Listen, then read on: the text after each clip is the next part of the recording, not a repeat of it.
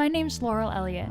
Today we're starting a new season of Where Are They Now, titled From Cult to Fame to Hijacking a Plane. Where is Tender Branson now? We're going to be discussing the former cult member turned evangelist, Tender Branson. Today's episode will talk about the life of the Creedish cult member and some history behind the famous cult.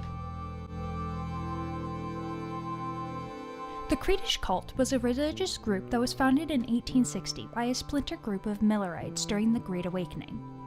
They created a utopian society that was based in Bolster County, Nebraska, where there were at least 40 different families involved. The general premise of the church was that they were all labor and missions-based. Once a child became 17, they would have to undergo a group baptism before being sent out into the world as labor missionaries to pre-selected job placements. This has been going on for over 100 years before the church's downfall. In the church, the family names were used as a type of ranking system, with the eldest son being named Adam. The other sons were named Tender, and the girls were all named Biddy. The Adams and the Biddies that were selected to marry them were the only ones allowed to stay at the church district colony.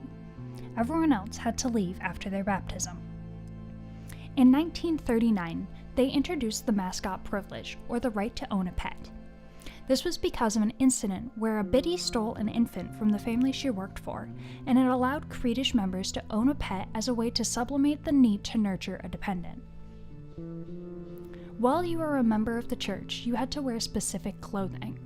Women had to wear smock dresses in neutral colors, and men had to wear baggy pants, long-sleeve shirts with their collars buttoned up, a brown coat, and a wide-brimmed hat. The hat would be made of a straw during the summer months and black felt during the winter. For the children who had left the colony, there were some specific rules that they had to follow. The first was that if they heard about the deliverance, they had to deliver themselves to heaven immediately. We'll talk a bit more about the deliverance later on.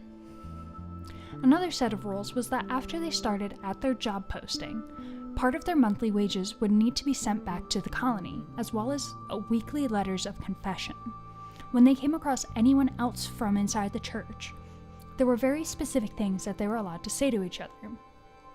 These are sayings such as, "May you die in complete service in your lifetime. Praise and glory to the Lord for this day through which we labor. May our efforts bring all those around us to heaven. And, lastly, may you die with all your works complete." Now, there are a lot of restrictions that Creedish members had to maintain in order to remain a member of the church, which included things such as no dancing, no singing, no eating refined sugar, no sexual relations, which goes back to the concept of the mascot privilege, no candy, no drinking, no smoking, and no broadcast entertainment.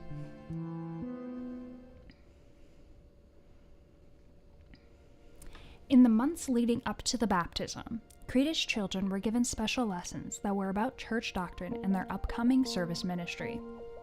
These lessons were about the Bible, how to clean various things, etiquette, how to properly care for different fabrics, gardening, cleaning, carpentry, sewing, and just general knowledge about manual labor and domestic help.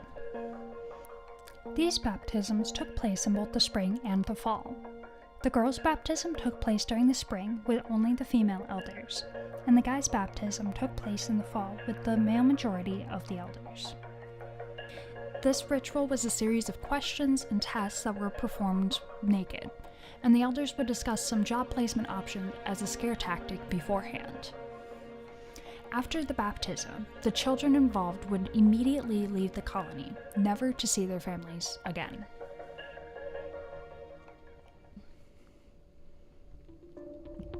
Now that we know a bit about the history and life of the Creedish church, let's talk about how the whole thing came to a dramatic end. Part of the church doctrine says that, quote, "If the members of the church district colony felt summoned by God, rejoice. When the apocalypse was imminent, celebrate. And all Creedish must deliver themselves unto God. Amen." Unquote. This is the premise of what is called the deliverance. This happened about 12 years ago, when the entire church colony was discovered dead in the meeting house.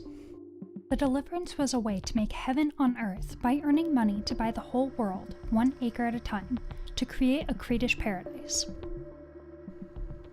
One night, a local county sheriff received an anonymous phone call regarding the Creedish Church colony. The police were called on a child abuse case and were told that many children in the colony did not have birth certificates or social security numbers. They attended the church schools with few regulations, were not allowed to marry or have children, and were forced to leave the colony at 17 years old. After the sheriff gets this call, he shows up at the colony with a search warrant and 2 cars of deputies. It was discovered later that every living farm animal or pet in Bolster County was dead, and the farms were deserted. The bodies of every colony member were found dead from cyanide in the meeting house, holding their hands so tightly that they had to be pried apart. The sheriff ended up calling the FBI and National Guard to the scene to help with the case. It was also discovered that the colony was not paying a lot of their taxes on their income from the outside members.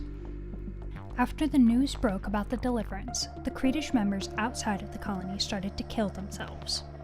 And so the government set up a federal survivor retention program, which we'll talk about in the next episode. The Creedish Church has been labeled under many different names since the deliverance happened. Some of these names may be familiar, like the Child Slave Cult, the Church of Slave Labor, and the Old Testament Death Cult or the Creedish Death Cult.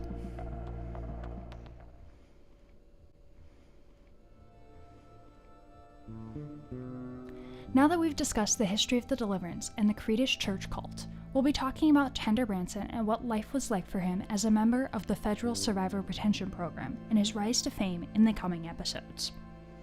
Thank you for listening to Where Are They Now?, a podcast about the famous and infamous criminals of the past. Join us next week as we continue learning about Tender Branson.